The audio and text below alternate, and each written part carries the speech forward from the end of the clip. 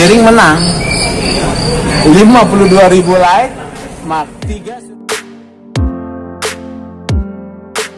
Hari ini Pak Bang Sugeng Ya.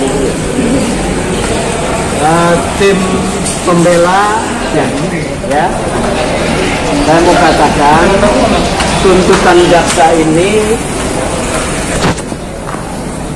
kontradiksi interminis, rancu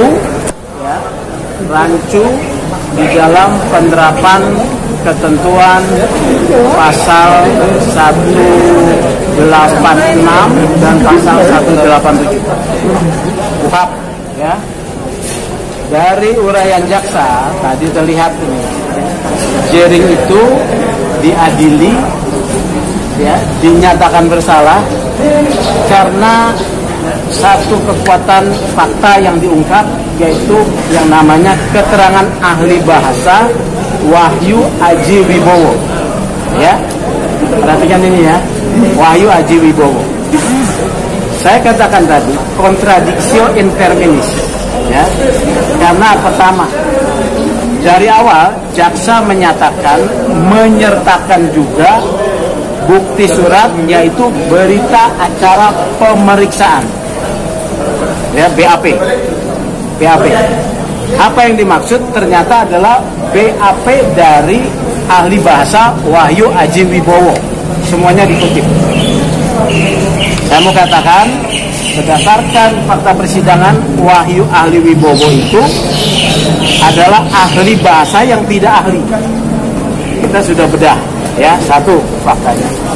Kedua, tidak ada keterangan dari Wahyu Aji Wibowo yang dikutip dari hasil persidangan menjadi dasar untuk membuktikan kesalahan Jering ya, tidak ada. Yang dikutip adalah BAP Wahyu Aji Wibowo di polisi.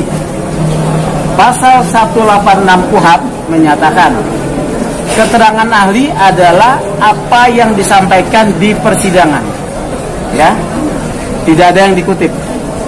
Bahkan ketika ditanya posting tanggal 15 Februari, ahli membuat dua kesalahan. Wahyu Aji Wibowo, dia sudah membuat satu prejudice bahwa ada ID yang yang dituduh dalam postingan Jering tanggal 15, padahal di sana tidak ada. Kemudian yang kedua, ketika kita dalami pernyataan Jering tanggal 15, yaitu yang menyatakan ada konspirasi, Wahyu Aji Wibowo menyatakan ini semua adalah hanya satu pernyataan sikap, bukan pernyataan kebencian ya, jadi tidak dimasukkan.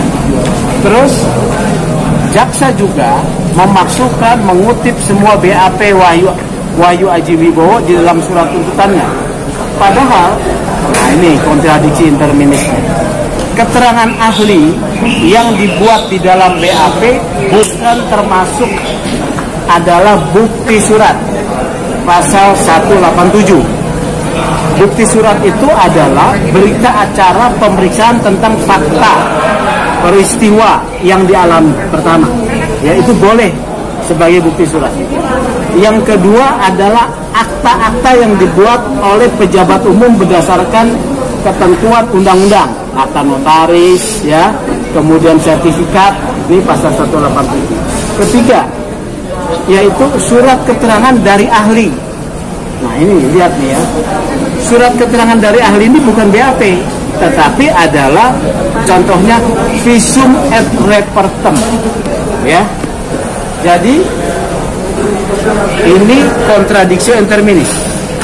Dan yang terakhir, alasan kontradiksinya, jaksa tidak pernah mengajukan, menstated di persidangan, dan boleh baca di berita acara persidangan, bahwa BAP diminta ditegaskan sebagai bukti surat. Tidak pernah. Selama proses persidangan, jaksa tidak pernah mengajukan BAP sebagai bukti surat. Jadi kalau ditulis, selain kontradiksi interminis alias rancu, maka ini bisa disebut manipulasi di dalam surat tuntutan. Itu pernyataan dari saya. Bukan, ini kan tadi baru jaksa mengasih berpendapat satu dakwaan yang pertama. Sementara dalam dakwaan ada dua. Oh iya. Tanggapan ke Artinya pada dakwaan kedua pasal 27 ayat 3 itu menurut jaksa ya tidak terbukti, ya. Jadi jaksa tidak terbukti, ya. Kalau misalnya dia menggunakan alternatif di mana salah satu yang terbukti dia akan buktikan, ya. Jadi hanya satu. Jadi itu seperti tadi. Tapi yang paling penting adalah jaksa kontradiksi interminis ketika menyebut bukti surat dikaitkan dengan keterangan ahli, dan diduga bukti surat tersebut tidak pernah distated, khususnya ya berita acara ahli bahasa tidak pernah diajukan, BAP berita acara pemeriksaan ahli bahasa tidak pernah diajukan sebagai alat bukti surat. Kalaupun kemudian dinyatakan sebagai alat bukti surat, maka ini bertentangan dengan pasal 187 KUHP, ya. Juga keterangannya bertentangan dengan fakta di persidangan yang dikutip dengan pasal 186.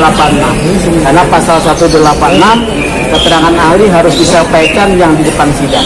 soal ras golongan, Kenapa? soal golongan. Kita akan menggunakan ahli yang kedua, ya. Ahli yang kedua mengatakan kalau soal antar golongan, bukan ras golongan ya, antar golongan, maka subjeknya harus lebih dari ada lebih dari satu golongan, harus minimal 2 golongan. Jering bukan golongan, dia adalah privat atau individu, ya. Kalau ID ya, ID golongan lah, bisa klasifikasi golongan. Jadi Kapan menjelang hukum? jadi begitu ya. Kalau minggu depan.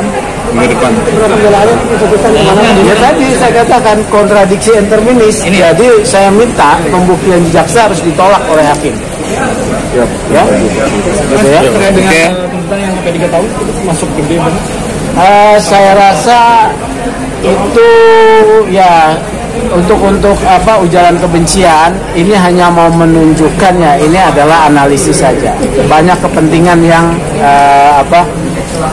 disinggung oleh Jering, ya. Mungkin WHO, mungkin ya. Mungkin ada tangan-tangan lain, ya. Ini terlalu tinggi tuntutan itu.